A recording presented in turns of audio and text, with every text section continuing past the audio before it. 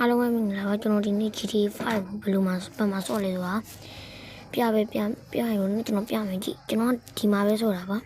ကျွန်တော်အဲ့မှာပဲဆော့တယ်ဘယ်လိုဆော့ရလဲဆိုတာ Google ထဲမှာကျွန်တော်လိုက်ရှာပြမယ်ပေါ့နော်အဲ့ဒါဘယ်လိုလိုက်ရှာလဲဆိုတာကိုကျွန်တော်ပရိသတ်တွေကိုပြမှာဖြစ်ပါတယ်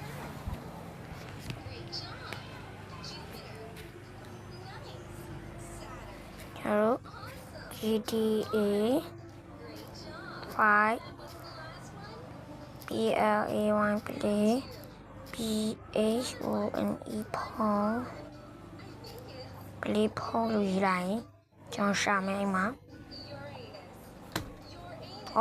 ပုံမှန်ကျင်ခဲ့ပြီပြ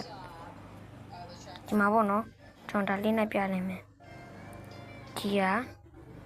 ခါလေးပေါ့နော်ဒီဟာလေးပေါ့နော်အဲဒီပါအဲ့ထဲကိုဝင်ပြရင်တော့ iOS မှာပဲရမယ်ပေါ့နော်တခြားဖုန်းတွေကတော့မရဘူးပြမယ်အဲ့မှာ iOS နဲ့ Android နဲ့တော့ရပါတယ်အဲ့မှာကျွန်တော်တို့ Android သွင်းတာရတယ်ဒီမှာတကယ်ပေါ့နော်ဒါ